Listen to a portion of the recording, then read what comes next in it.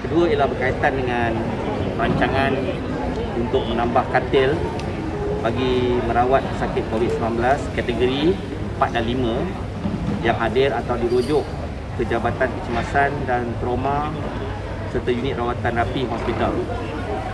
Kementerian Kesihatan Malaysia ingin memaklumkan bahawa pada masa ini terdapat peningkatan bilangan pesakit COVID-19 kategori 3 hingga kategori 5 yang hadir atau dirujuk ke Jabatan Kecemasan dan Trauma serta unit rawatan rapi khususnya di Hospital Kuala Lumpur. Daripada keseluruhan kes COVID-19 yang dikendalikan oleh Hospital Kuala Lumpur, sebanyak 71% adalah pesakit COVID-19 kategori 3 hingga 5. Manakala bakinya adalah pesakit COVID-19 kategori 1 dan 2. Berdasarkan rekod terkini, Jabatan Kecemasan dan Trauma Hospital Kuala Lumpur menerima antara 60 hingga 70 orang pesakit COVID-19 dalam tempoh sehari dengan purata 3 pesakit kategori 5 dan kategori 4 dan 5 yang memerlukan bantuan alat pernafasan. Bagi pesakit kategori 5, pesakit perlu dirawat di unit rawatan rapi. Hospital Kuala Lumpur merupakan hospital rujukan berstatus hybrid COVID-19 yang menerima pesakit COVID-19 dan bukan COVID-19 di Jabatan Kecemasan dan Trauma serta unit rawatan rapi. Jumlah kedatangan atau rujukan pesakit ke Jabatan Kecemasan dan Trauma yang tinggi telah ditangani dengan penyediaan dan penggunaan katil tambahan oleh pengurusan HKL. Manakala pesakit COVID-19 yang telah stabil dipindahkan ke Hospital Rehabilitasi Ceras dan Institut Perubatan Respiratory bagi membolehkan HKL menerima dan merawat segera pesakit COVID-19 yang lain. Selain itu, jumlah kedatangan atau rujukan pesakit COVID-19 yang semakin meningkat di Hospital KKM di Lembah Kelang juga ditangani dengan kerjasama Hospital Sungai Buloh yang kini berstatus Hospital COVID-19 serta Pusat Kuarantin dan Rawatan Berisiko Rendah PKRC di MIPS yang turut mengendalikan sementara pesakit COVID-19 hinggalah kategori 4 sebelum pesakit dipindahkan ke hospital. KKM juga bekerjasama dengan Hospital Pakar Kanak-Kanak UKM, Hospital Universiti Putra Malaysia, Hospital Universiti Teknologi Mara dan Hospital Angkatan Tentera Malaysia untuk menerima dan merawat kes pesakit COVID-19 dan bukan COVID-19. Secara keseluruhan, penggunaan katil pesakit termasuklah repurpose bed di Lembah Kelang kini telah mencapai kadar melebihi 85%.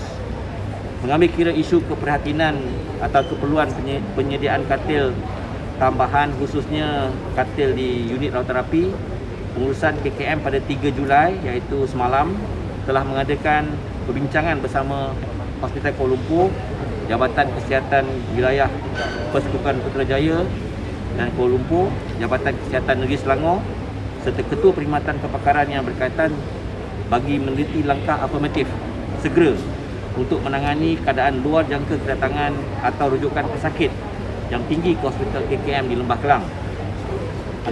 Antara langkah afirmatif yang akan dilaksanakan segera adalah seperti berikut.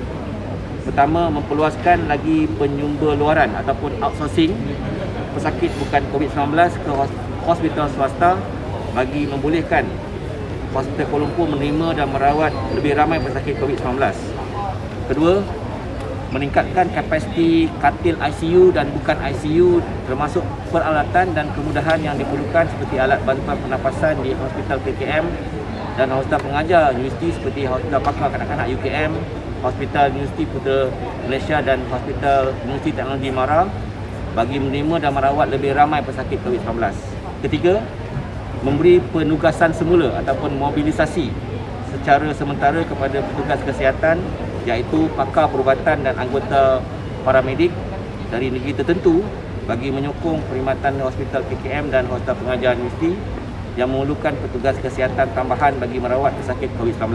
Dan keempat, mengoptimumkan sumbangan sukarelawan dan pelajar kejururawatan tahun akhir dari Institut Latihan KKM yang sedang menjalani latihan praktikal yang mana kita akan beri vaksinasi dahulu pada mereka bagi membantu petugas kesihatan sedia ada seperti di pusat pemberian vaksin. Manakala sebahagian anggota jururawat berpengalaman yang ditugaskan di pusat pemberian vaksin dan pusat saringan COVID-19 akan ditugaskan semula bagi menyokong penyampaian perkhidmatan di hospital PKM. Selain meningkatkan aktiviti penguatkuasaan dan kawalan mengikut sektor tertentu oleh pihak yang diberi kuasa, kepatuhan kepada norma baru oleh semua pihak dalam tempoh perintah kawalan pergerakan ini amat diperlukan dan penting bagi mempercepatkan lagi kadar penurunan COVID-19 di negara ini. Kerajaan akan melipat gandakan lagi pemberian vaksin daripada sejumlah 250,000 sehari pada masa ini kepada 300,000 suntikan sehari menerusi perolehan vaksin tambahan dan pembukaan lebih banyak pusat pemberian vaksin di seluruh negara, termasuklah di KD Sultan Ismail di Tanjung Pengelih, Pengerang, Kota Tinggi, Johor. Menerusi langkah-langkah afirmatif ini, KKM berharap tekanan tinggi yang diterima oleh pihak hospital untuk menerima dan merawat pesakit COVID-19 akan dapat dikurangkan dari semasa ke semasa serta negara dapat segera mencapai pemulihan. Sekian, terima kasih.